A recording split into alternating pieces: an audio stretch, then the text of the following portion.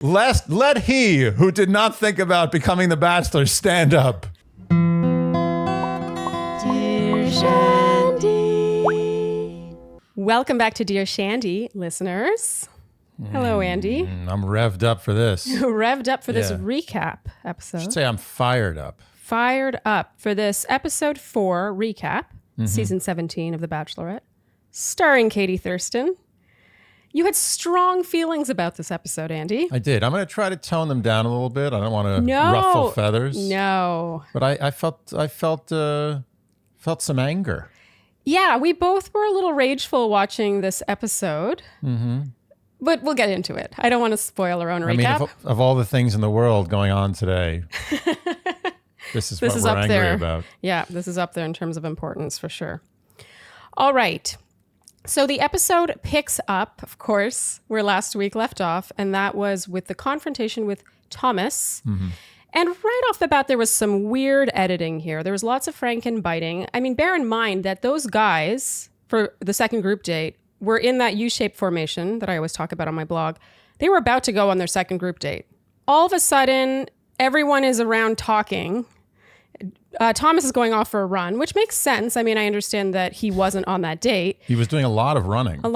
I just felt like they were sort of taking sound bits and little clips from the previous day, maybe the previous evening, and just sort of mashing them all together to refresh us on how terrible Thomas is. Terrible Thomas. Terrible Thomas. The one thing I was wondering here was, where did this segment fall in time? Mm-hmm. I mean, I think the overall message was relatively accurate, which is that Thomas is a sweet talker and a liar. Oh, heavens. A liar on The Bachelorette? All right, so we're moving on to group date number 2, which is Katie's Truth or Dare. The date card read, "Be daring in the name of love." And on this date, we have Christian, Connor C., Josh, Trey, Andrew S., Andrew M., Mike P., and Greg. And so the Truth or Dare involves running to different stations. Yeah, it just seems like all overeating. It's like all eating contest items. Yeah, I was nervous it was going to be... I've watched too many seasons of Survivor, clearly. Oh, yeah. I thought there were going to be more bugs in the mix. In Survivor, it's real, too. Like, they don't let you get away with just eating like 2 Twinkies like I think Mike did. Do we think Mike P. ate the entire plate of Twinkies? No, there's no way. They would have showed it. It would have been epic television. I mean, and he also would have been in the hospital or dead. They took a photo. Did he not eat the whole? No, no one can eat that many Twinkies. That's like a world record. He would have literally been in the Guinness Book of World Records. There was a cute moment here where Connor C. makes a bib for Mike P. while he's eating. Yeah. And we see Mike P. laughing. "I haven't had a carb in 7 years, dude." These dates are ridiculous, obviously, but I just love how they highlight the friendships. Sure. Which... I talk about this all the time in my recaps, but this is a recent thing. I feel like in the old days, they didn't highlight friendships as much. So anyway, things I like. I think we could both agree that the guys who were on this group date really lucked out. That's not what you said. Well, I really thought that they were going to be forced to eat those entire plates. In that case, I would have preferred to be in the AA meeting. Okay, so your feeling about this date is dependent on whether or not they literally were forced to finish the entire plates of food. If it was a real competition where they were serious about it and the winner was a big deal, I would have been terrified. I think there would have been a lot of vomiting. Yeah, there would have been vomiting. The waxing seemed paled in comparison to what could have happened if you were forced to eat an entire platter of Twinkies. Very caught up on the food. Or a whole 7 or 8 pounds of mashed potatoes. Or a chocolate cake, which gave me Matilda vibes for anyone out there, any Roald Dahl fans. We'll see if anyone gets that reference. Oh, wow. Okay, and then the dare is with the giant ear, and they had to whisper sweet nothings into Katie's ear for a minute. I mean, this was cute, I guess. I just love how Andrew S. always goes to his English accent. It works. I mean, we think it's decent, but I'm sure actual Brits will disagree with us. Even if it's not decent... It's entertaining. It's cute that he just does it. Mm-hmm. Like, it shows a goofiness. I mean, we're going to get to Andrew S., obviously. Andrew S. Okay, and then there's the peppers and proposals, where they each have to eat a habanero. Oh, yeah, I forgot about this. Now I'm thinking about it, I might have preferred the AA meeting. Because that's serious. Have you ever eaten a Habanero pepper? No, I know myself. I have no interest in doing that. Yeah, you don't.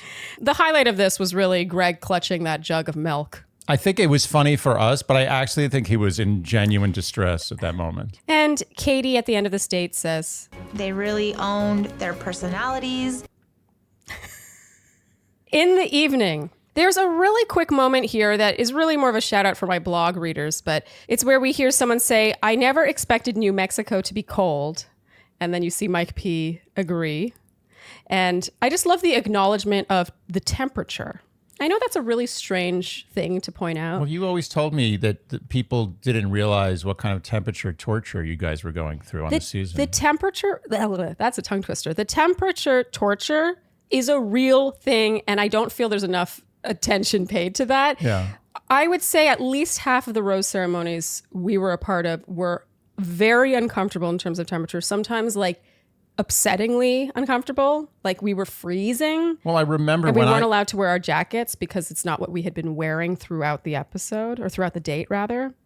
Does that make sense? Yeah, I remember when I watched your season with you, the thing you talked about the most was how cold you were. Like there was like every other scene, you're like, oh, we were freezing there. Oh, see, we're shivering. That was really cold. That's so funny because enough years have passed for me by now that it's easy to forget that. But so thank you for reminding me, because with this, I was like, oh yeah, it is freaking cold. It's a bit of a fourth wall breakage, a little. Sure. We've seen a lot of people shivering this season. And it also makes you want things to just end as opposed to savoring the moment. Well, yeah, it adds another layer of frustration. Right. First of all, you're being made to wait for hours, as we will discuss later in this episode, and you're cold. No good. That sucks. Okay, so first up in the evening, Andrew S. has one-on-one time, and he has a little food set up for Katie, a little payback, except it's, well, I guess it's payback in your books because you hate Taco Bell. Oh, yeah, that's right. It was Taco Bell. You were not impressed with the Taco Bell. But people apparently love Taco Bell. People love it. I never had a Taco Bell phase. Yeah, I went me through neither. a Burger King phase. I used to take down Whoppers like nobody's business, but never had a Taco Bell phase. First time I ate Taco Bell, I was like, I think I'm good. I'm good for life. He had heard that she liked it, and so this landed well with her. It was cute. Andrew S. says, the guys you picked, these are my guys. You know what you're doing, he jokes. What I mentioned this because now we're going to talk about the friendships again. Katie says, I hope the house remains a good place for you guys because it's where you will spend the most time. First of all, I think this shows consideration on Katie's part for the contestant experience. Second of all, once again, highlighting the friendships. This didn't used to happen.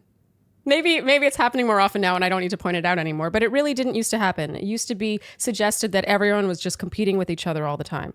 Andrew S. emphasizes the impact she's had on him. He said, I've never had a woman understand me. I value every moment with you. They're so brief, but so impactful. This, for me, reminds me a bit of last week when we were talking about how the lead does have the power to give someone confidence. Yes. Like deep confidence that will extend far beyond this. Yeah, you could tell Andrew S.'s confidence has been rising slowly. Yes, it's sweet. And then they have their kiss. Good kiss. Good. Oh, yeah. We had no complaints about And this good kiss. timing. We see eye to eye on this. There was no announcement or permission asking of a kiss. There was no suddenly, let's kiss now. Yeah. It was just felt And like it wasn't a just out of the blue, like totally inappropriate timing. No, that also bugs me actually. Yeah. When it's like, we've been talking for a while now. Now I'm going to, now we're Yeah, I have just going to nothing kiss. left to say, so give me your mouth. Yeah, Exactly. No, he did it exactly at the right time. It was organic and smooth. Andrew S. is, oh man, we'll He's talk hard to about him beat. a little bit later. We will circle back. We know how we feel about him. There's a montage about the quality of these guys and their conversations, and Andrew M. and Mike P. fall into this montage, so not much to speak of there. And then we get Greg's one-on-one time. I love how she checks in on him. Yeah. In general, Katie is super considerate of the contestant experience. Yes. More so than I find a lot of leads, especially considering how they're all former contestants. Does that make sense? Yes. So she checks in on him, and it is sort of famously difficult for the first one-on-one recipient to then go on a group date. It's kind of challenging, I think. It's downgrade. You're like downgraded. You are downgrading. Yeah. And so I just thought it was really sweet of her to check in with him here. I mean, this is just a lot of reciprocated affection. He says, "You're all I think about. I love the connection I feel with you." She reciprocates this. And he says, "What makes you so sure?" And she said, "I'm not. It's just like every time you say something, I know it's real. You're not trying to impress me. You're just being you, which is impressing me. You're not putting on an act. You are authentic." I'm just pointing that out because we're going to circle back to that. Okay. You know why. And then she leads with, "I'm starting to fall for you." And then I'm going to put this up. He smiles and nods. Like, I'm starting to fall for you. You know, whatever that means at the end of this, like, we don't know yet. That's what we're exploring. It's possible his smile and nod was taken from a different place, like in reaction to something else, but I don't really picture them doing that. Yeah, why would they? Yeah, exactly. They would want to get a reciprocation. Exactly. What I noticed about this is it feels like role reversal. Last week, we touched on how we feel it's possible Katie's slightly more into Greg than he is her. And I get that he's just not really a really effusive, like, I love you, I'm falling for you kind of guy. But I took note of this. As did I. Nonetheless, in his ITM, he says, "I'm crazy about this girl." Anyway, we know Greg's going far. I got to be honest. Greg is more effusive about Katie in his ITMs than he is with Katie. Yes. Which says something about him. Like he's sort of protecting himself. Yeah. I'm not exactly sure. Yeah, it could be that. I'm not exactly sure yet, but I find their dynamic interesting. I almost felt like I was torn between her being, likes him as a person and feels some romantic spark, but isn't sold. Yeah. And also checking in on him almost like, I know I'm going to pick you as the winner, but I just want to check in. Everything cool? Everything good? You good? Just, I'm dating these other guys, but don't worry about it. That actually happens often. Yeah. I felt that. I didn't know which camp I was in. I was like, it could be either, and I'm really not sure. Yeah. But it's so strange to me how Greg is so effusive when she's not there. But when she's there, he's kind of like, yeah, I like you. You're really, cool. I'm really Yeah, into this you. is great. Yeah. Okay. He's cautious. Which isn't a bad thing. Maybe playing it too cool, but we'll see. I think the reason we feel that way is because Katie is clearly so into him and consistently is. I think you might be right. So it just sort of feels a little uneven. But actually, if you think about it, it's episode 4, but it's really week 2 still, believe it or not. Oh, right. So I actually think his affection for her is actually proportionate. Is appropriate. Okay, so now things start to get a little interesting. Outside in the cold, the guys are discussing Thomas, and things sort of escalate quickly here. It seemed kind of edited strangely, or just maybe there was an undercurrent of beef that already existed here. Trey says, "If I'm going to be truthful with Katie, there are things about Thomas that should be brought to her attention." Andrew S. responds, "I get Thomas crossed some boundaries, but we handled it as a house. We don't need to concern Katie." And Mike P says, "And look how happy she is today." By the way, I just love Mike P's attention to that. Like, he really seems to focus on her happiness. It's sweet. I like Mike P. Mike P's great. Yeah. And then suddenly out of nowhere, it's very Andrew S versus Trey. Yeah. And I'm curious, when you guys comment, let us know if you also found this very abrupt. It's abrupt. It was abrupt. That said, I think that sometimes when something's stewing inside you for a long time, you just find a very sort of a moment where it's possibly not exactly the right moment, but you just can't hold it in anymore, and it kind of burst the dam. Yeah. I think he reached that point. I think he's been annoyed Andrew about S. the constant distraction of these, villains. You're talking about Andrew S, obviously. Yes, Andrew S. Yeah. The guys suddenly come at Andrew S saying, "But Thomas is so manipulative." And then Andrew S says, he's kind of like, "So what?" He says he didn't manipulate me. And then Trey says, "That's a selfish perspective. He didn't manipulate me, so I'm not going to say anything to her." It gets convoluted, honestly. Andrew S says, "I know my relationship with her is strong. I'm only focusing on that. You're so concerned with this guy." Trey says, "Thank you." We're getting a hint of how Andy feels about this, and honestly, me as well. Trey says, "The fact that you're not concerned shows a lack of care." So my issue with this is that I can't help but associate Trey's obsession with caring for Katie and warning Katie with feeling like he wants to right a wrong and he would feel so wronged by having felt manipulated. Right. And a lot of Trey's narrative around this has been, no one ever manipulates me, no one ever gets me, and you got me. So it can't help but feel a little vindictive. Yes. I feel what I feel is it's insecurity and vindictiveness versus confidence. Yes. Like, just be confident in what you have with Katie. It's not your job to be a mole or a spy or an interloper. Who cares about Thomas? Yeah. It's you. And if Katie sees what you have to offer and what you have to offer is great, she's going to pick you. And Thomas, the cream, what's the opposite of cream? The pebbles will fall to the bottom. I don't know what goes to the bottom and goes to the top. Yes. What gets me about this is I generally feel the lead should, as we talked about, it's part of the lead's job to suss this stuff out. That's the whole point. You're disrespecting the lead by like, oh, you can't handle this. We need to tell you how to behave because you won't be able to see this. But you're not smart enough. You're not perceptive enough. But then it's also complicated because she also did say... She shouldn't have. That's where I think Katie made an error. She should not be asking people to act as spies. There should be esprit de corps, as I mentioned. Yes. I strongly believe that. They're all in this crazy game together. They should support each other, even if some of them screw up, right? To some degree. And it is not their job to be constantly tattletelling on their pals. Which, interestingly... You know, she is concerned about the house dynamic. She wants the house to remain a good place.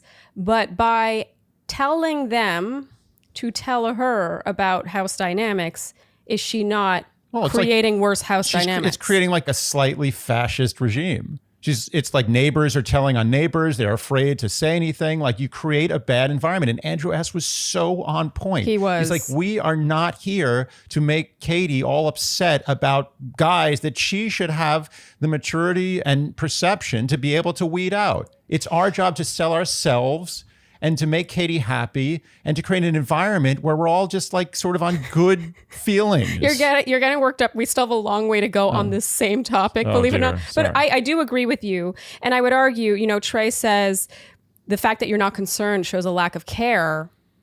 I would argue that his approach shows a lack of trust in her intelligence and perception. And also a selfish vindictiveness. They're trying to get Thomas. I don't believe that they're trying to protect Katie. That's BS. Okay. Shh. Okay. We interrupt this program to bring you an important message about the top I'm wearing, which is actually a bodysuit, by the way. And it is by Frankly Apparel, and it's braless.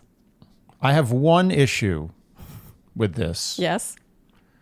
It is distracting me during the show. I mean, I'm not going to lie. My girls look good in this, considering especially the fact that it doesn't have a bra. And by the way, it's not one of those like little shelf bra situations where it's just like another piece of fabric. Like, there's support, it's built in, and it's got a cute crisscross back that I'm going to show. You see? Wow, athletic. Do you see? Looks good coming and going. And honestly, wearing a bra is not always the most fun thing in the world. And importantly, the owners of Frankly Apparel are Shandies. However, it does not shade our view. No, it doesn't. When I put this on, I was legitimately like, I would buy this because I don't like wearing bras. It's hard to find a bodysuit that you can wear a bra with, honestly. I mean, apparel has been around for hundreds of years. Apparel? Yes, modern apparel. Okay. And women have had boobs for probably millions of years. But how is this just coming around? It's funny you say that. There are items from different brands that will have sort of a built-in bra or just some like cups put in it or like a little shelf. But it is actually hard to find an entire line that's dedicated solely to going braless. And that looks good. And that looks good. Well, that's another thing is that oftentimes it doesn't accommodate all sizes. And what I love about Frankly Apparel is that it is extremely inclusive in all the ways. So to let your girls look great while also being comfortable and not needing a bra, go to franklyapparel.com/Shandy to get $15 off your first order. So go to franklyapparel.com/Shandy, and that's Frankly spelled Frankly, apparel.com/Shandy. and use code Shandy for $15 off your first purchase.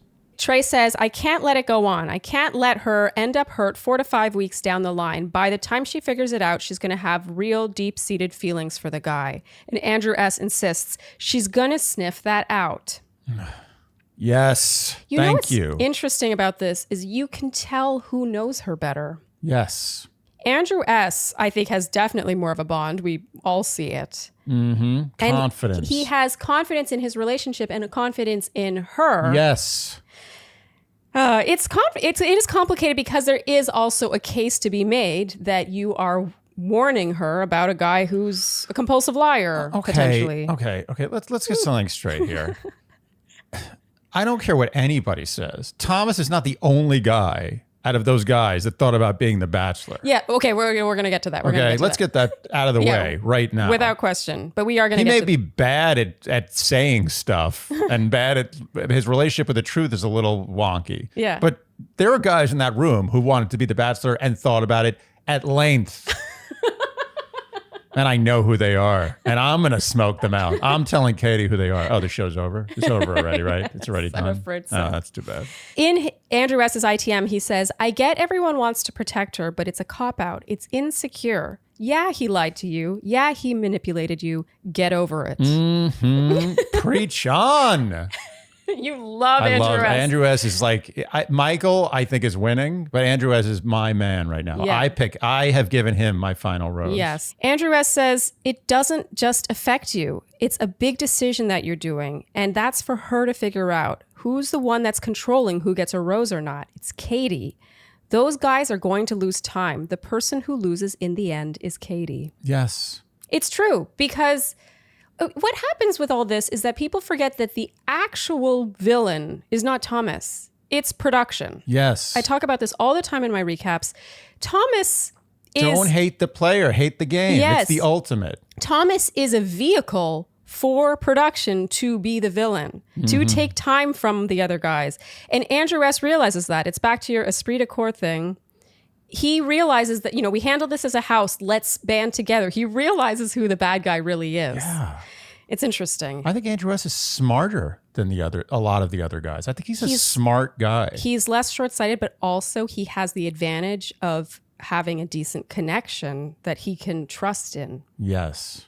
Most of the guys who were all gung-ho about this. Exactly. Trey, how confident do you think Trey is in his connection with Katie? Yeah. Honestly, Trey knows it as well as I know it. Trey's not winning this. He's not even coming close. So what does he have? Tricks.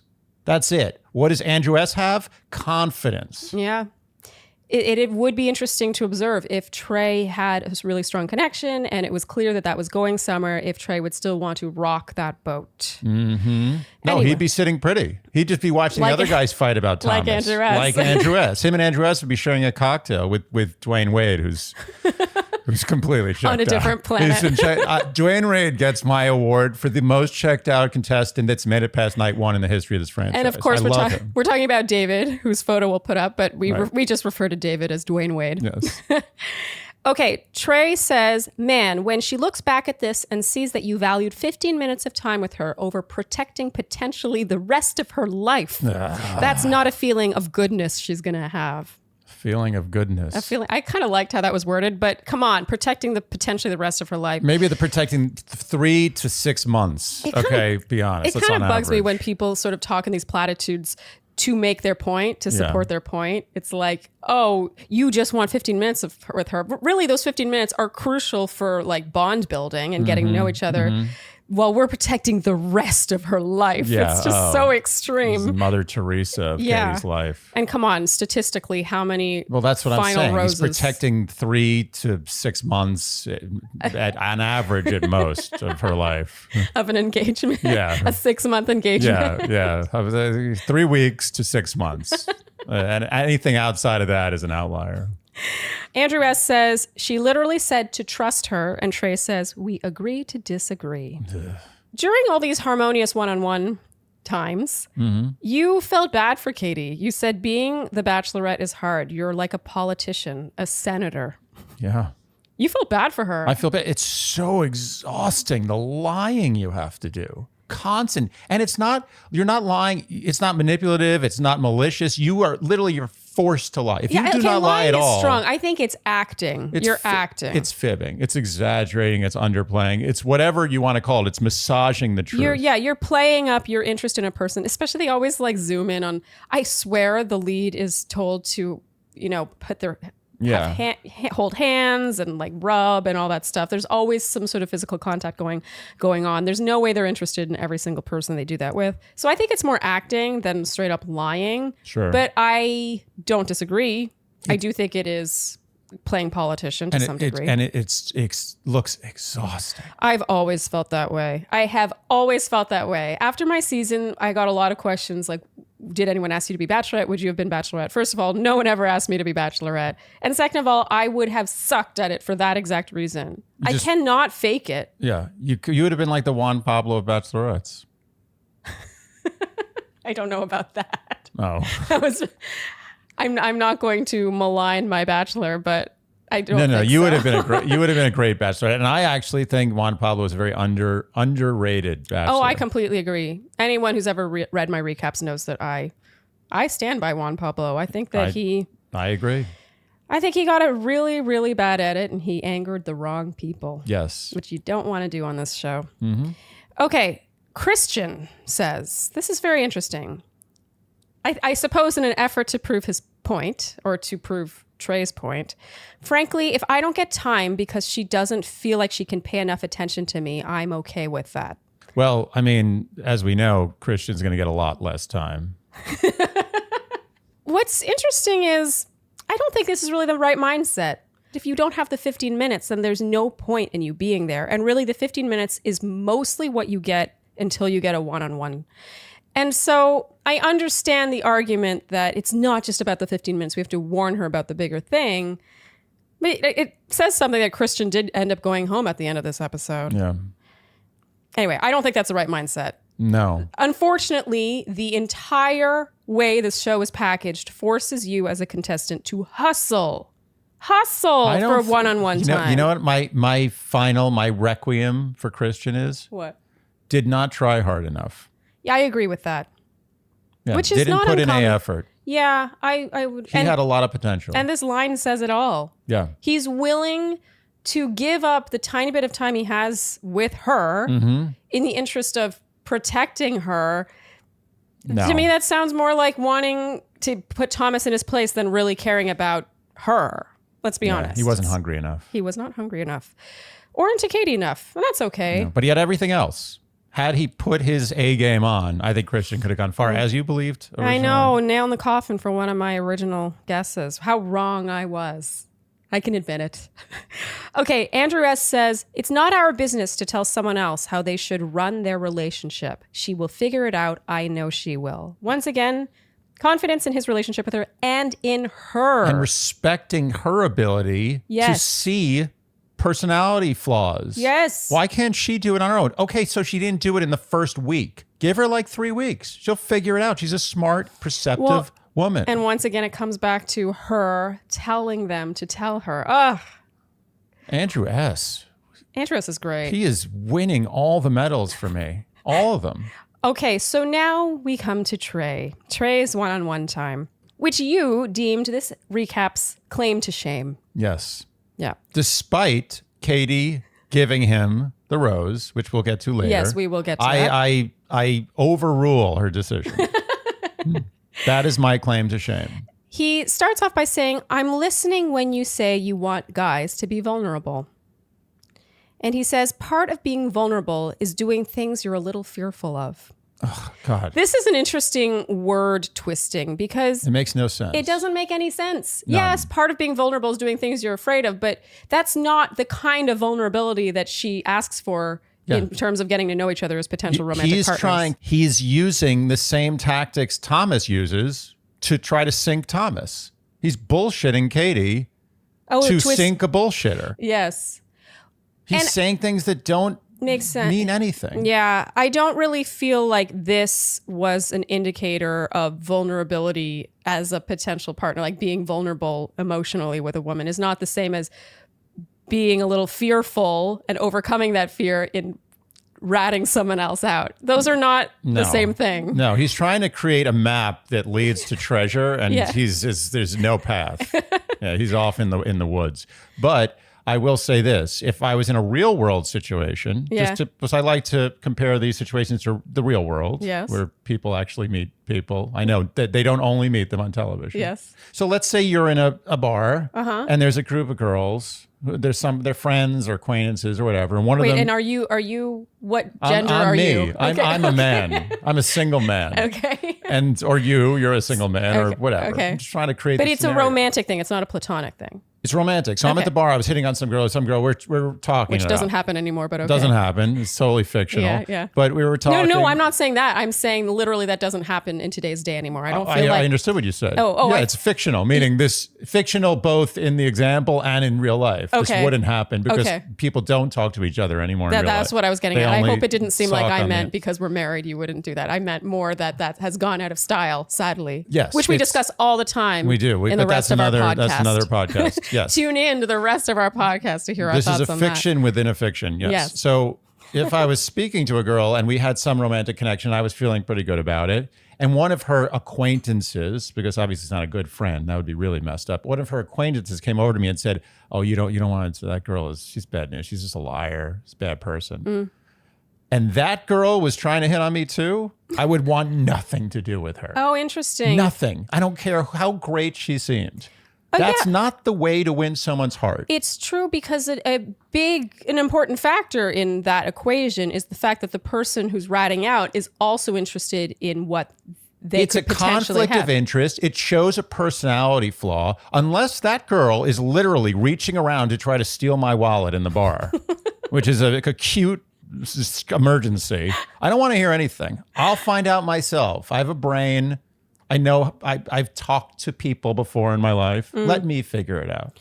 I have to admit, if I try to put myself in a real life situation that looks like this, and I'm interested in a guy and another guy who I really don't know any better, but who is interested in me in the same way, did that, I'd be kind of like, I got this. You'd be insulted to some degree. I would be insulted. Maybe. I know this is so different because Katie isn't in the house and she's not getting to spend the same amount of time with them. They obviously see a side of each other that she's not going to see. I understand all that. But like we said 2 recaps ago, it's part of her job. But we'll get back to this. So we're getting ahead of ourselves constantly here. We are. Trey says things are happening in the house and that if he cares about her at all, which he does, he feels he should let her know. Oh, Trey's such a angel. Claim to shame. Claim to We shame. disagree with this move. I'm Yes. interested to see. I bet you it'll be very divided. I'm sure a lot of people will disagree. Oh, it's going to be with us. divided. But look, divide all you want. You're wrong. Yeah. Sorry. If Trey thought he had a real shot with Katie, or if he thought they had a real bond, or things were going well, he would not be bringing up Thomas. The problem with all this is that it doesn't allow the chips to fall where they may. It doesn't allow nature, we talk about this all the time, Yes. nature to take its course. Take its course. Not to mention, Andrew S. was so on point. Everything was happy. Everybody happy. Katie happy. Bachelor's happy. Yes. Why is he going and rocking the boat? Yeah. It's not necessarily, she already knows Thomas. Let her, come on. Yeah. Let her find and out. she was already, by the way, on to him. Yes, she was fully onto him. Yes. Use your time more efficiently, Trey. You're gonna lose. Give it one last Hail Mary. This ain't the Hail Mary. The Hail Mary is not sinking some guy's ship. You Good try, though. You're very upset with Trey. Very upset because he let me down. Well, in his defense, he was being rooted on by most of the men. And they're wrong. Andrew S. stands alone as a beacon of decency. And also the other people who didn't speak up about how Thomas is the devil. Which, by the way, he may be. Who cares? There's plenty of devils. Well, let he who did not think about becoming the Bachelor stand up. I mean, it's entirely true. Give me a break. You're telling me Hunter didn't sit there at one point? Hunter, he's holier than thou. Hunter never thought for 1 second, maybe I'll be the Bachelor. You get my point. So Trey tells Katie that Thomas admitted he wanted to become Bachelor. And of course, Katie in her ITM says, I feel devastated, completely blindsided. So Trey reports back to the guys and says she received it well. And then here, Andrew S.'s expression is everything. I'm going to put it up. And Trey, just by seeing his expression, says, you still disagree. And Andrew S. says, she said, trust her. And Trey said, she also said to tell her. This is where again, it's funny how the one thing of Katie's or the one move of Katie's that we didn't really approve of has turned out to be this massive, it's a snowball because she has said to trust her, but she also said to tell her. It's which one is it? Because they don't really coexist in this situation. She made, we love Katie, but she made one mistake here. Yes. She should not have planted the seed of tattletaling. Yeah, she should not have endorsed that. Yeah, and I know people are going to comment and say, well, based on Katie's experience on Matt James' season, where there was so much toxicity in the house, and she reported that to Matt. To me, that's a different scenario because she was telling him about toxicity, about bullying. Yes. About how women were being mistreated, which is a very different situation. Yes. Has Thomas been anything but kind to everybody in that house? I'm not saying he hasn't been manipulative. Okay, whatever. Manipulative within the game. Has Thomas ever raised his voice to anyone? Has Thomas ever insulted anyone? Has Thomas ever been a pain in the ass to anybody? I mean, to be fair, Thomas, we've seen him lie. Okay, needlessly. But his lies are kind of pathetic almost. Yeah, and also they are filmed all the time, so it's not like we can't keep track of them. But we'll don't worry, we'll get to Thomas in a bit. So Andrew S. says, you guys don't want drama, but you spark it. He says Buzz Killington, which you loved. Family Guy reference, I think, unless someone thought of it before Family Guy, but still funny. And he said, it has a ripple effect every time. He's smart. Preaching. He's saying all the right things. He is. Okay, so Katie returns and she sits down and directly asks the group about Thomas. And then this was interesting because the guys, of course, all support Trey's viewpoint on this. But then they also say these other things, which to me directly contradict what they're doing. Connor C says, you hear one thing after another and it kind of makes you question why he's here. And you're obviously going to be able to weed that stuff out pretty easily. Oh, well, in that case, why are we bringing it up? Yes. And then Greg says, I think the big thing is we trust your intuition. Oh, again, why are we bringing it up? Yes. We interrupt this program to advertise a product that we love. We do love this product. The Hello Tushy bidet has been in our hearts for quite some time. That's not the only place it's been. I actually think Hello Tushy bidet might have been our first ad ever, actually. It was. And we continue to advertise the Hello Tushy bidet with enthusiasm. So the Hello Tushy bidet, in case you are new to Dear Shandy, is a bidet that you affix to your existing toilet with no electricity or plumbing. And it basically turns your boring, basic toilet into one of those fancy Japanese toilets that also sprays you. It is getting into the summer, the dog days of summer. Yes. When the heat and humidity go up and we are cursed with an age-old problem of swamp ass, to put it succinctly, is an ass situation that is not desirable. I cannot get over that humanity is still using dry toilet paper to wipe the filthiest part of their body. It's true. To clean, not wipe. To clean, to cleanse the filthiest, by far, part of your body with dry, thin paper. Explain that to me. It doesn't make much sense. None. And actually, the Hello Tushy bidet allows you to use around 80% less toilet paper, so you also save money over time and the environment. It's win, win, win, win, win. There's too many wins to count. Defeat swamp ass. Nice. Go to hellotushy.com/Shandy to get 10% off plus free shipping. And this is a special offer for our listeners. So go to hellotushy.com/Shandy for 10% off and free shipping. hellotushy.com/Shandy. She gives Trey the rose. You were very upset about this. I mean, this is claim to shame like subsection 1A. I cannot, but Katie let me down. Your quote at this moment was all caps, what the fuck? You were very upset. We I wanted maintain Andrew S. that. to get that rose. Yes. And I feel for Andrew S. I feel for him in this moment because he was proven wrong, but the proof was wrong. He was proven wrong in a way that was wrong. Yeah, he was proven wrong by the wrong proof. Yeah. It's like the guy saying like, oh, I'm going to steal that old lady's purse. And you're like, that's wrong. You shouldn't do that. It's a terrible thing to do. And he's like, oh, I'm going to do it. And you steal the purse. Completely gets away with it. She's got like $500 in cash. And there the guy goes, has a great night. He's like, see, I told you it was great. It sounds like a terrible person. It's a terrible person, but he was right in the end. Makes no sense. It doesn't make sense. Terrible analogy. Katie leaves and Andrew S. says, I'm telling you right now, that decision, that's going to affect everyone. All right. So now Tayshia pays Katie a visit. And there's some funky ass editing going on here because for this entire Tayshia chat and Blake Moynes encounter, Katie is wearing what she was wearing for the first group date of this week, which was last week in episode 3, that white sweater. It's and good sleuthing on your part. I mean, this wasn't exactly difficult to see. And so we gather that this all happened before the group date, right? The AA meeting group date. I don't know if that really matters, but it's kind of, it's pretty big. You know what's interesting is that it goes to show that they just sort of like to have these dramatic bits and they have to allot a certain amount per episode. It probably would have been, it didn't make sense in terms of that arc to put Blake Moynes in the proper place last week. Yeah. And then here, with the way this episode closed, is Blake Moynes arrived, and then Blake Moynes got that rose. It all happened in one episode. It's a tidy little package wrapped with a bow. Chronology is irrelevant in the Bachelor franchise. I'm overthinking this. You're right. Yeah.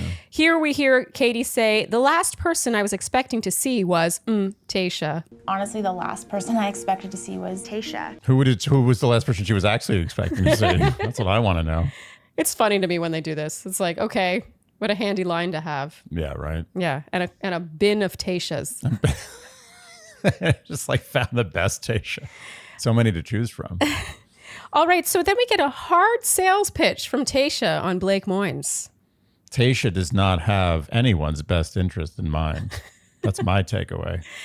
I have nothing bad to say about Blake Moynes. He was likable on Tayshia's season. I've got to say, this girl chat dynamic for this specific thing works. I know what were your thoughts on this? Felt a little staged to me. A little staged? Yeah. I mean, it was, but I've got to say versus Chris Harrison coming in and being like, Blake from Tayshia's season is coming on. He seems like a nice guy. It wouldn't really land the same way as Tayshia, who dated the guy.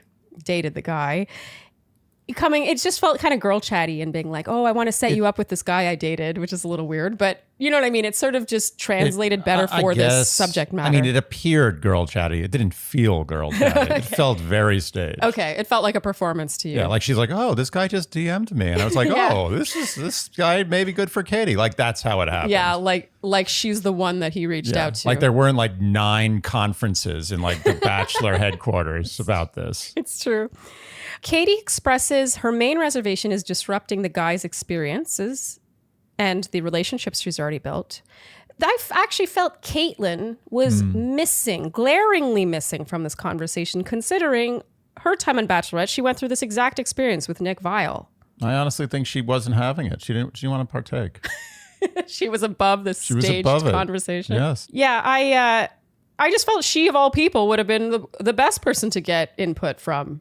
No. She's the one who led on a guy in about episode 3 or 4, an episode we were in, especially. That's right. Maybe I can insert that here. But Andy's debut on the Bachelor franchise was not, in fact, our interview with Chris Harrison. No. It was on Caitlin Bristow's season. Yes, that's right. And she, of all people, would know how it does affect the house and what it can do to impact the other guy's experiences or disrupt the relationships. I agree. Maybe they rock, paper, scissors to see who would do that. That dirty deed. It was her day off. Yeah. So Blake Moynes. You don't know Blake Moynes, really. You didn't really watch Tayshia's season, did you? No, not familiar with Blake Moynes. Okay, well, he's Canadian. Always got to It's always mention it. nice. It's very Canadian to point out other Canadians. I love how he starts this conversation off with, I want to apologize first because I know what kind of a wrench this throws into your situation. Mm-hmm. Thank you. Like, I love that he just says that. Yeah, Instead honest. of making it all about him, he knows how it affects her and how it's going to affect the other He guys. leads with apology, which is appropriate. And very Canadian. That's true. He would, no matter what the situation, you have to assume he would have led with an apology. Yes, which I relate to. Yeah. They go back and forth, and it's revealed that they DM'd each other. They had a bit of a conversation going. There was something happening there, which is not rare at this point in the franchise. Seen that before. And that exact thing happened with Nick and Caitlin. Yep. I remember. One thing I didn't really love here is Katie says he's back for the third time, as if Blake had any control over Claire leaving that season and then Tayshia coming in. Right. I mean, Come to on. say he dated Claire is a bit of an overstatement. Absurd. Nonetheless, we know what she means, but to me, this was not something that should be used against him. No, I feel don't knock the player. Yeah, I and mean, I come heavily on. feel for all the guys on that season because they just had a rough go in general. I mean, a rough go is so many levels. Yes.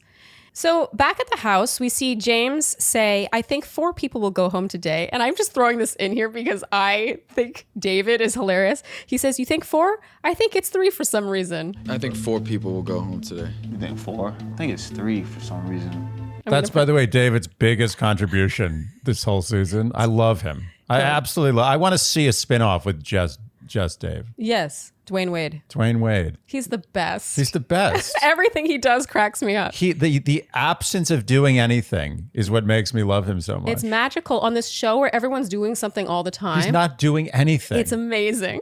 Nothing. And he made it fairly far. I mean, pause In for my heart, he made it far. Yes. The guys, of course, are all still talking about Thomas. They want Thomas to go. We hear Aaron say, it's global warming. He's on an ice cap. It's shrinking every day. The seas are rising, and I don't think he knows how to swim. Yeah, a masterfully mixed metaphor. Okay, and now we have a girl chat. Now Caitlin, it's the next day, I suppose, and it's no longer her day off. And she's looking fabulous. I'm just going to add, because I really loved her sweater. Oh, yeah. You said she looked like a candy cane. That's right. So in this chat, Katie reveals the Thomas situation to her lovely hosts. And Caitlin says, well, there's one way of not becoming the Bachelor, and that's telling everyone you came wanting to be the Bachelor. Quote of the episode. What I like about this is that it is subtly fourth wall breaking.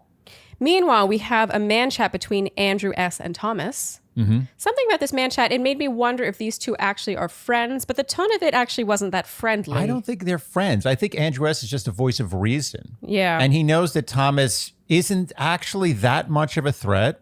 And he knows that Thomas isn't a terrible person. So here, Thomas says something that I had to write down. I thought it was interesting. And I think you're going to agree with it. He says, the thing I don't understand is everything that has been blown out is rational thinking to me. It's my truth that I've confessed. Yeah. It is the thing that he was too honest about that he didn't need to be honest about, as we talked about last week.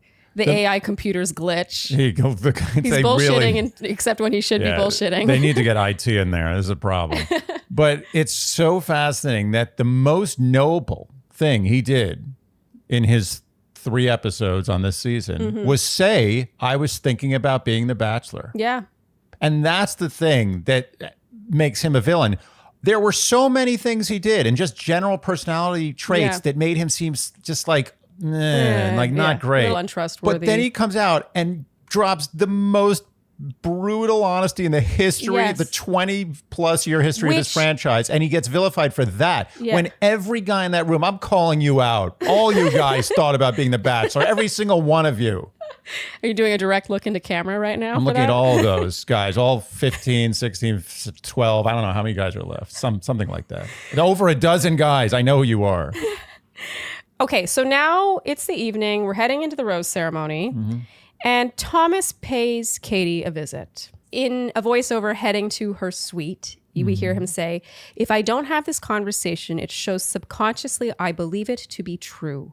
Which is an interesting thing to say, I think, because I do think there's truth in that, but I also think it's interesting that he would recognize that. It shows some calculation on his part. He's calculating. Yes.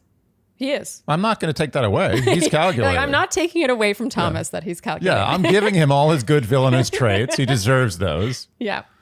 So he sits down with Katie, and you and I, we were like praying that this would go in a certain way. Yes. Because we like Thomas. Well, here's the thing. We think he's It's a villain, but he's a show. great villain. It's a show. Yes. It's a show. I also like in some movies, you like the murderer. It's true. It doesn't mean I want to be friends with murderers.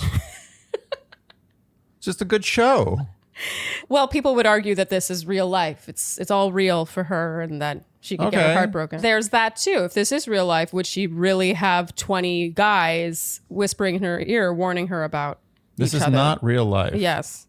He says, I understand things have been said about me. I'm not close with a lot of guys in the house. The last 2 days have been really hard on me. I haven't been able to have dialogues. I haven't been able to get close. And I have had to listen while my integrity and character get demonsterized. That's, by the way, the best word maybe I've ever heard on the franchise. And I'm going to use that. I'm proud of how I spelled it. I don't even know. I don't understand even the construction of that word. It doesn't make sense in any way, but I like it. The thing is, you know what he means, and it kind of works. It works somehow. Yeah. It's not a word. It's the construction of the word is wrong. Everything about it is wrong, but it works. It works. So right off the bat, we were like, uh-oh, he's playing victim. Mm-hmm. Not a good move here. I think he redeems himself a bit throughout this conversation, but to lead with, it's been really hard for me, I'm not close with the guys in the house, and kind of making it seem like the guys are just ganging up on him. As I always say in my recaps, where there's smoke, there is fire. Yeah. If every single guy has an issue with him, there is an issue there, and we've all seen the issues. Of course. Yes. So Katie directly asks him about the Bachelor thing. Mm-hmm. And Thomas says, the guys asked me, did you ever think of a possibility you could be the next Bachelor? I love how he was specific about this. And actually, he didn't lie about this. Not at all. Because it's true. They did ask him that. And they also asked him that several times and kind of forced him to give an answer. He said, I didn't hesitate. I said yes. I went on the show open for anything. And one of the possibilities of anything is that I could become the next Bachelor. I don't think it's equally as crazy believing you can go into something like this and fall in love. I know what he meant. that and what he meant, again, not said perfectly, but what he meant is true. Yes. It's equally crazy to think you could become the Bachelor as it is to think you could meet the woman you spend the rest of your life with on a television show. To be honest, it's more Way more- likely you will become the Bachelor. Yeah, what I meant to say was it's way crazier to think you're going to meet the woman you spend the rest of your life with on a TV show. Yes, it's actually, I would say. And more unlikely. Yeah, it's And way more unnatural. It's less likely that you are going to end up with that lead getting engaged and marrying them one day than it is. Usually the running for the Bachelor, there's 3 or 4 contestants from that season in the running. Mm-hmm. If you make it reasonably far, you actually stand a pretty good chance. Yeah. Yeah.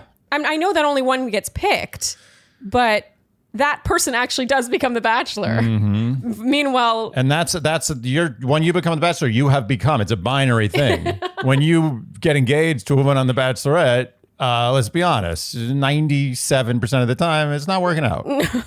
we respect his honesty here. Yeah. I again, he's honest when he shouldn't be, but I actually think he's reasonable here. Katie says, see, where I have a concern is that you came into this with becoming the next Bachelor, that you had that mindset. So her argument, as she said in the girl chat earlier, is that he was never actually open to love. But I actually don't think that they're mutually exclusive. Yeah, I think no one is never open to love. I could be going in for the completely wrong reasons, then be like, oh my God, I love this girl. Yeah, and it's just life. I, in fact, think that actually does happen. And I think it may have happened. I'm giving Thomas a lot of benefit of the doubt here. I think it may have happened with him. I'm not sure. You can never know what's going on with Thomas. Yeah, he's got a real poker face. I don't know what's going on. All I can say about Thomas is I never want to be around when that guy loses his temper. It would Watch probably be out. scary, yeah. Yeah, I've never seen that guy raise his voice above a loud whisper this whole true. season. So he says, I didn't know you. None of those guys can sit there and say it wasn't a thought going into this. Thank you. We think he is right. right, Hunter. I know it's... I don't know why I'm pointing him out, but he seems to be the most vocal about this. the thing is, it's true. You think it doesn't occur to anyone? I mean, when I was on our own season, we're all aware. We're looking at each other. We know that there's front runners. We know there's people who are making it reasonably far. We know that some people are more into them than others. We know one of us is going to be the Bachelorette. Yep. It's simply fact. Yep. It just is. You know what the next group date should be?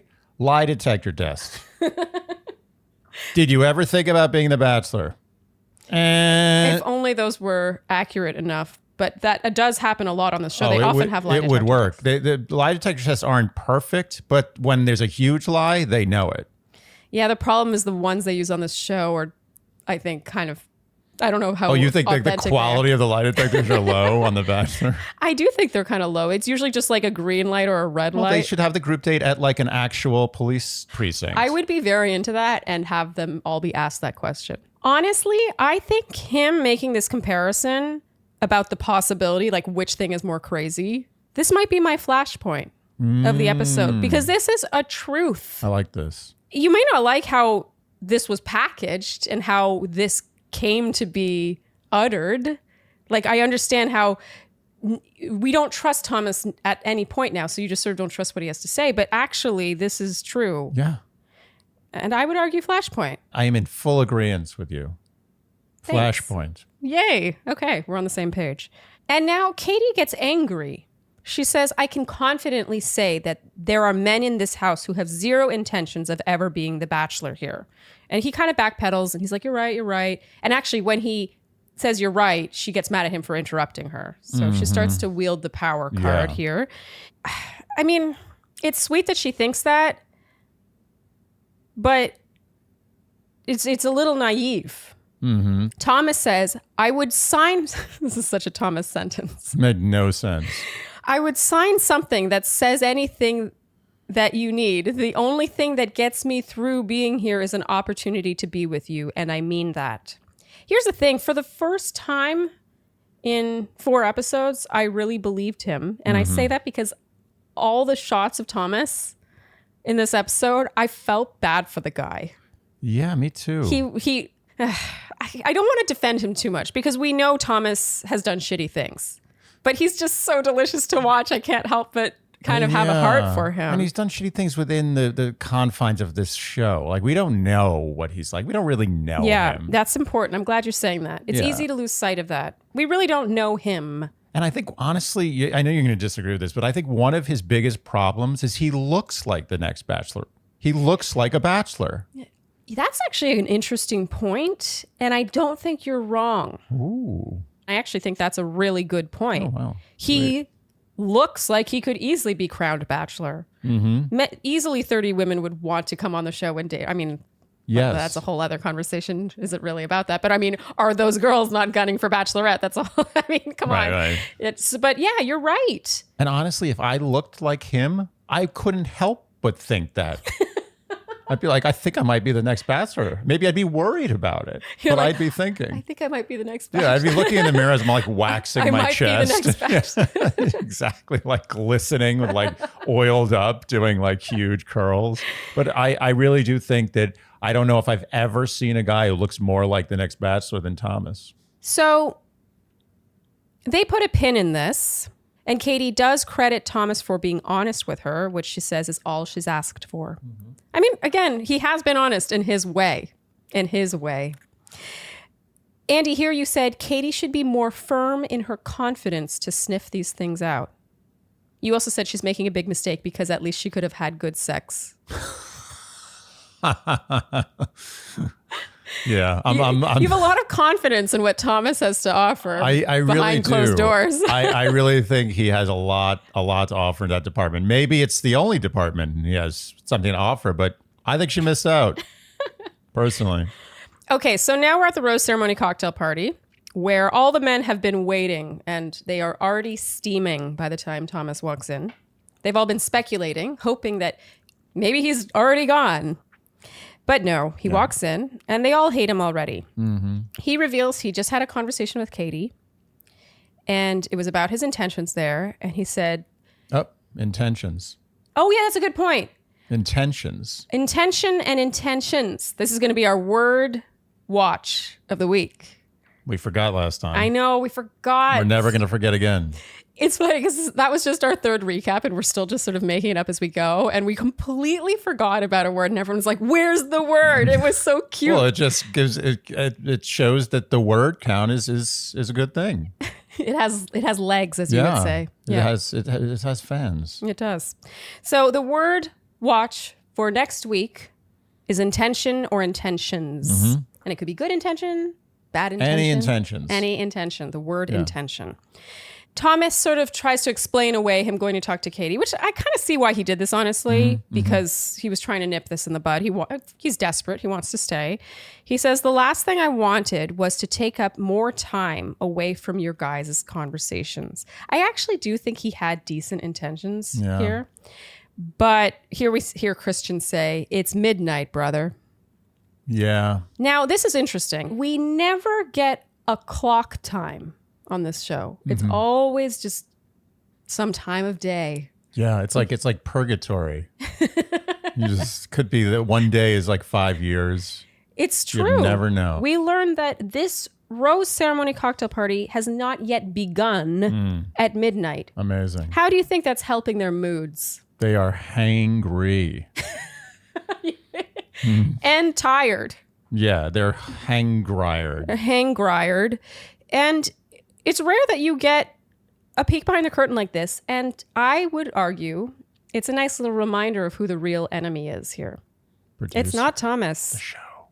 Thomas isn't the one who went and found her room on his own. He was told by a producer where Katie's room was, when he could go, what time he could go. And then Katie was probably kept in an ITM room for God knows how long. Just things to keep in mind. Hate the game, not the player. So Andrew S., I think rightfully, is pissed at Thomas, but he's pissed at the entire situation. Thomas would not have had to do this had Trey not done what he had done. Yes. Our claim to shame. So Andrew S. says, going early, you fucked up, dude. You fucked us all. I told you this was going to happen, guys. When you go behind people's backs, it's a ripple effect that affects everyone in the house. Look at us right now. Esprit de corps. Yeah, I like how Andrew S. calls out everybody. Yes. He calls out the villain and the people accusing the villain. Yeah. Very egalitarian. Yeah. He's really trying his best to just create a tight-knit group who doesn't focus on negativity. Yes.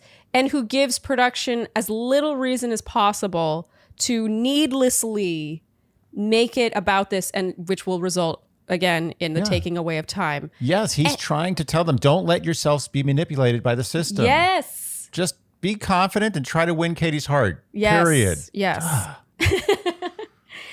Interestingly here, Andrew S. Katie, So sweet, so sweet, so supple.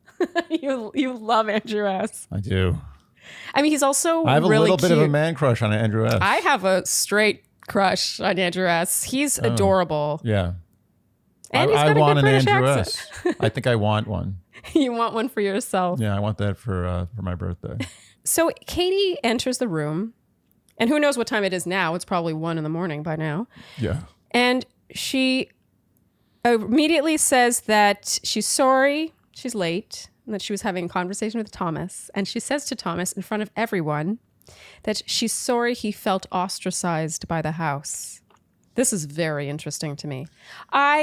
This was all scripted, staged, and planned, and I hated it. I don't know if I like the word scripted because people often assume the show's scripted when it's not, but it is staged. It's planned. It the is whole staged. thing was planned. Yeah, it's and blocked out. I personally have a hard time believing Katie was not told by a producer or suggested by a producer that she on the surface, this is a nice thing to say to Thomas. No, it's all choreographed. Yeah, and of course, this completely undermines everything Thomas just told him. And of course, Thomas did play a victim a tiny bit, but it wasn't the only thing he did in that conversation. No. And by her saying this, it instantly negates everything he just told the guys and makes it seem like he lied about what he said and that he actually was playing victim the whole time. Anyway, of course, the truth always lies somewhere in between. Sure. We're just defending Thomas a bit here. I feel bad I for the guy. think someone needs to come to bat for Thomas. Yeah. I mean, he's not Hitler. At least I don't think he is. So now we have one-on-one time with Brendan. At this point, the only Canadian, soon to be one of two. Justin and Aaron. And I've got to say, all of these one-on-one times look the same. They're all shitting on Thomas. Yeah. And then we get an ITM with Katie, and she says, everyone wants to talk about the elephant in the room, and that's Thomas. And the fact that this is still a conversation heading into the rose ceremony, it's exhausting. She looks near tears here. Yeah. But I gotta say, like, You reap what you sow. You reap what you sow. Which do you want? Do you want the guys to tell you, or don't you? Yeah, this whole thing has soured me on Katie. And I'm not fully. Yeah, but I really, she was running very high for me. She was. Katie could do no wrong until she did this last week. Or was it now 2 weeks ago? I have no idea. Well, 3 I mean, months Katie ago. really could do no wrong. But this one mistake, I really think just continues to grow roots in all the wrong ways. And then if it affects, Andrew S. is right. It affects her negatively more than anyone. Yes. And of course, I understand that it's hard to resist the urge to be like, oh, is there bad stuff about this guy? Do you have dirt on him? Tell me. But then inevitably, you're going to be exhausted at the end of the day. And how did it really do much for you? No. No one wins. Michael says it best here. Michael. He says, all the guys adding this additional stress onto her, it just isn't fair to her. It's true. They're putting it on her. She did ask for it. Just gonna remind us all. Two wrongs. Two wrongs. And Michael finally has his one-on-one time, which is like a little oasis. They both say they haven't been able to stop thinking about their date, which is sweet. It's always a good sign. Michael says you can't manufacture a connection, which is true. And he says the person you are is exactly the person I've been seeking. Oh. And then they kiss, and it's great. That kiss. I mean, We were so wrong. I'm happy to have been wrong about that. me too. And Yeah. I maintain Michael is the guy to beat. Come on, production. Let's see what you got for Michael. Oh, here you said, notice how she didn't pop away. You like to observe Katie's pop away from the kiss. Yeah, it's a push away, pop away. The push kiss. It's kind of the push. Yeah. Yeah. Andy Dorfman was famous for this. But you kind of end the kiss by like, it's really pushing the head away. with and your mouth. Yes. And she lingers. Yeah, She lingers. she She with stays this in kiss. the kissing zone. Yes. And finally, we're at the rose ceremony.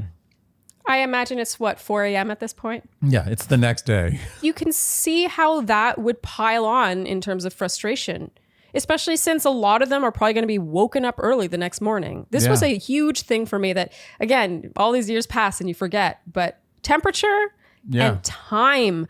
We were all so sleep deprived because oftentimes you would return from a group date or whatever at 3 in the morning and then be told that you had to be ready for the arrival of something or to send people off on their group date or whatever. You had to be around getting mic'd, oftentimes for an ITM. And there's only so many producers to go around at this point. So you are slotted in time slots.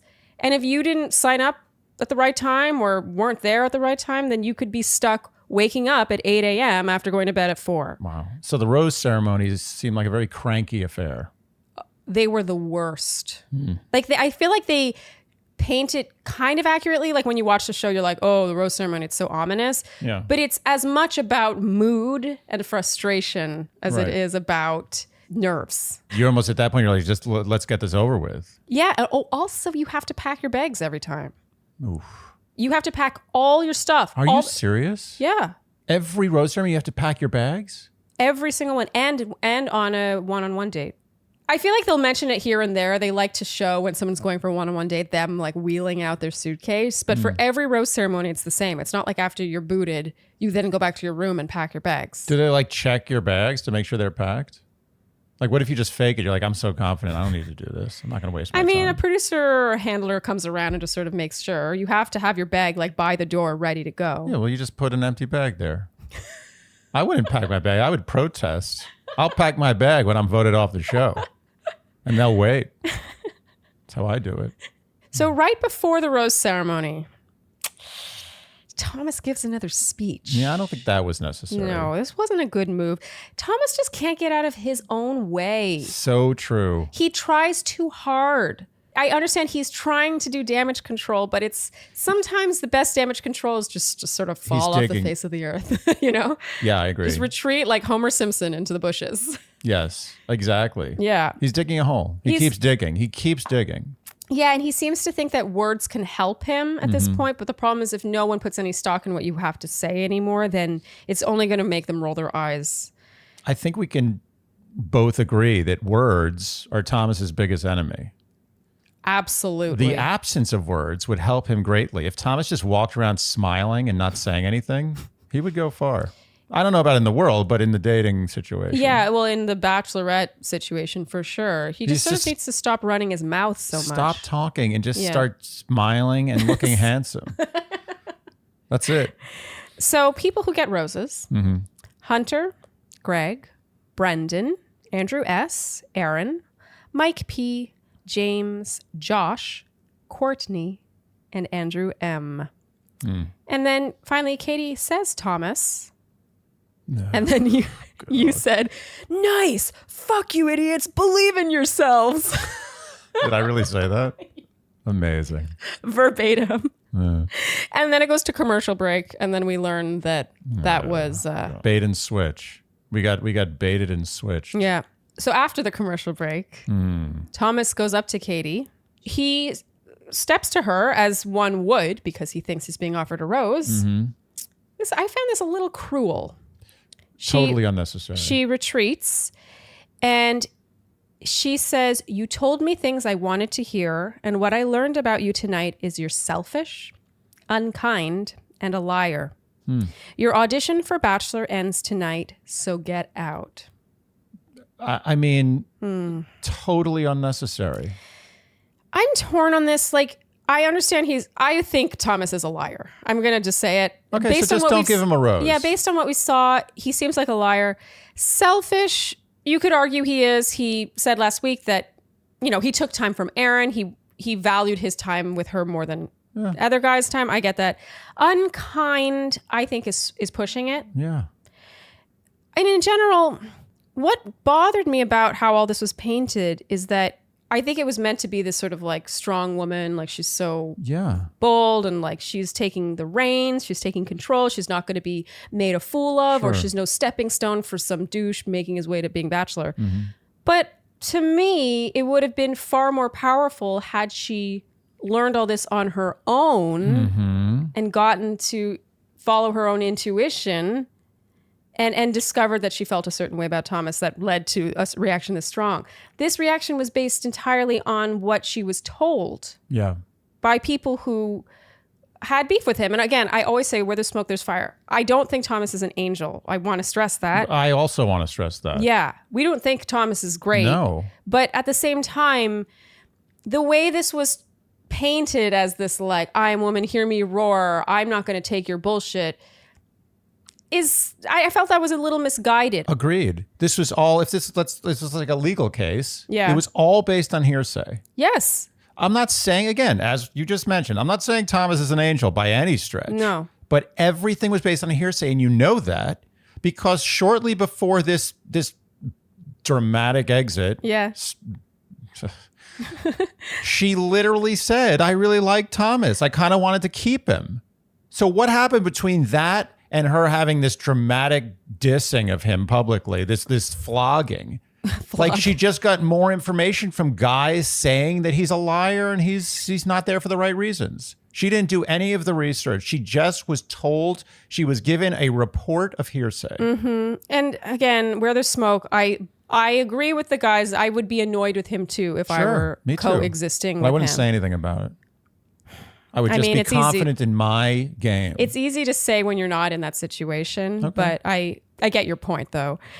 I just feel like this was unnecessarily cruel. It was a flogging. A flogging. I mean, this show, we talked about cheating last week, how pretty much the worst thing you can ever do in the Bachelor sphere is cheat on someone. And in this case, another worst thing you can do is ever admit to gunning for Bachelor or Bachelorette. Yeah. But you made a good point. You said, am I missing something? Did she not audition for the Bachelorette? It's kind of true. It just is. Are you not all auditioning for the lead? Who goes on this show wanting to not be liked? And by being liked, you are typically crowned Bachelor or Bachelorette, Yeah. aided by a convincing edit or a flattering edit. Yeah. There's a lot of biblical he who cast the first stone situations here. Yes. I don't like them. Yeah. And I think that Thomas, who is this terrible, horrible, bankrupt, black-souled human being, left with dignity. No issue. She was not like, cry baby, or screw you guys. Yeah. He was just like, okay, goodbye. Yeah, that's true.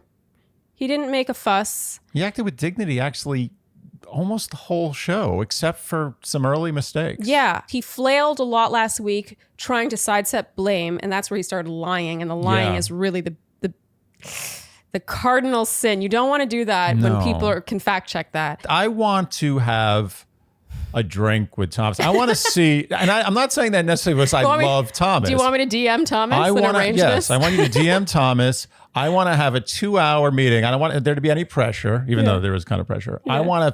I want to read Thomas. I want to see what he's about, and I'm going to make an assessment.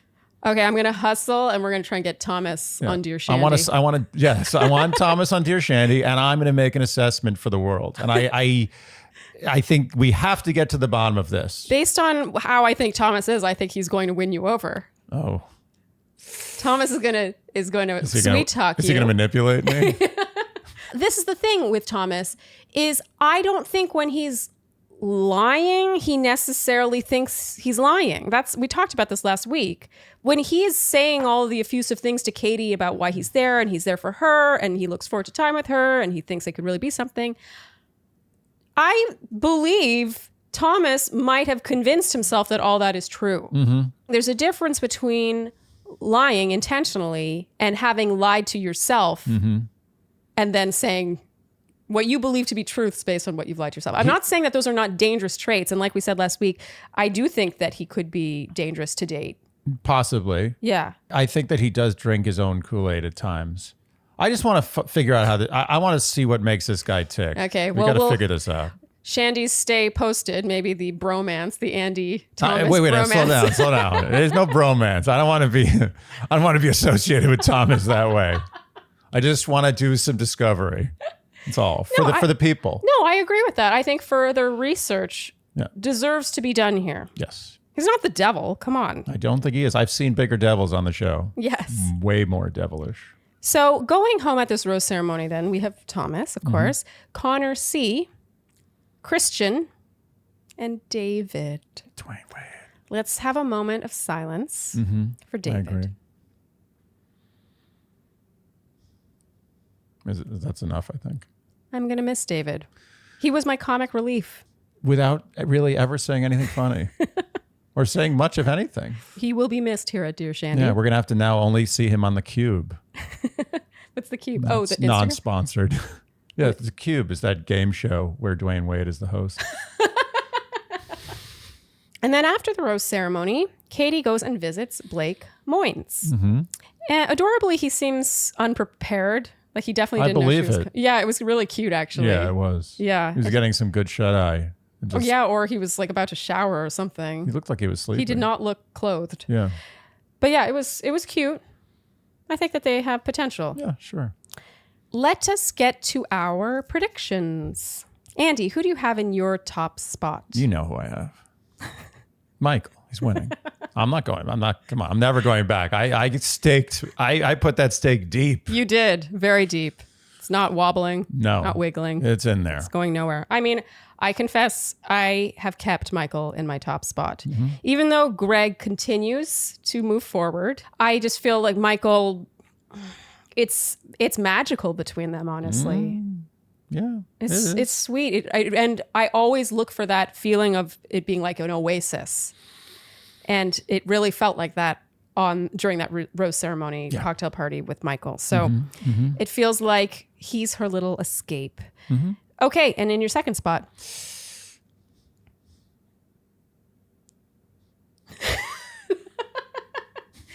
Do you need me to tell you who's in your second spot? No, I'm debating whether I want to go here. I'm having a last minute. No, I'm going there. Andrew S. has taken over second spot for me. judgment? Yes. Are you letting your own affection for Andrew S. cloud your judgment? Andrew S. is number 1 in my heart, but number 2 in this show. He's number 2. I'm putting him up number 2. You think Andrew S. is beating Greg? I do. I mean, I respect that because I love Andrew S. We both love Andrew S. Nonetheless, I still have Greg in my second spot. To me, this race is between Michael and Greg. At this point, we know that a dark horse will be coming up from behind. And in your third spot, I assume Greg? Yes. Okay. And in my third spot, Andrew S. Okay. Really wild wow. and crazy here at Dear Shandy. Okay, and who do you have in your fourth spot? So I have Connor B, cat guy, in my fourth spot. However, I feel like I'm going to regret that fourth spot because I do think this new character, Blake. Blake is his name? Yeah, Blake. I have a feeling that he's going to get in there. But you know what? I'm not allowing that to taint my top 4. I'm not even acknowledging him. I don't like the gimmick of Blake entering the show, so I'm sticking with the original cast. The original cast. The original. Yeah, it's like some Broadway. The original cast, Connor B, 4th. All right. I respect that. For me, I do have Blake Moynes in my fourth spot. I knew you were going to do that. Well, I have a couple of reasons. The first is they spoke before she became Bachelorette, which is extremely powerful. People underestimate just how big that is. It means that they bonded before she was in this position of power. Right. And so they have a kinship, like of being equals at one point that none of these other guys have. Yeah. And the other reason is Katie, it would not be lost on Katie what a wrench this would throw into the house. And I don't think someone lets someone into the house, especially a former contestant, into the house late unless they feel pretty strongly about them because they know what a mess it is. And oftentimes former contestants do come in and then they're like, oh, I'm flattered, but bye, leave. Well, that's good inside scoop. And I still really stand inside by scoop. my top 4. But I think one of the reasons why they brought Blake in without any knowledge of how the show works is because I think the front runners are looking too strong right now. And I think but that's also based on edit, and she's only had 2 one-on-one dates, and I mean, both of them are in the top 4. You know, she's going to have a one-on-one date with someone else in the group. Can I be honest with you? I don't want to go through the list of the guys who are not in my top 4, but none of them are getting far. Okay? Let's just put it that way. So I do think that they threw Blake in there because they were like, well, we're coming down to the wire. And by the wire, I mean literally the beginning of the season. But my point is that there seems to be a very strong core at the top. And I think because of that, they wanted to mix the deck a little bit, shuffle the deck. Well, also, this will cause a major rift in the house. Yeah. It's a guaranteed, like if he had come on night 1 with everyone else, they'd be like, oh, who's this guy? He already had his chance. But they would then get to know him and live with him and be whatever. But now he's an outsider coming in. It will rub guys wrong. No one knows this better than Nick on Caitlin's season. So they would be wasting guaranteed cheap drama to have not postponed his arrival. All right, Andy. Is that it? I think that Have we forgotten anything? We didn't miss any words. We didn't miss claim to shame. We didn't miss Flashpoint. We dug a hole for ourselves by doing all these little things. I know. It's too easy to I think we forget. should just keep it at these 3. Yeah, we're not going to go any further. Yeah. But I think that's it. That is it. Thank you guys so much for tuning in to this recap episode of Dear Shandy. If you enjoyed what you heard today, you know what we're going to ask of you. Please, we will wait while you like, subscribe, hit the notification bell, follow us on Instagram, leave us iTunes ratings and reviews. Those really are the very best things you can do for us to help us grow. And tell your friends. And tell your friends, which honestly is one of the main ways that we've grown to this point. Yeah. And if you have no friends, tell your family. The telling of friends and family. And on that note, I think that's a wrap. I think it is. Thank you guys so much for tuning in to this recap episode of Dear Shandy, and we will see you next time. Bye. Dear Shandy.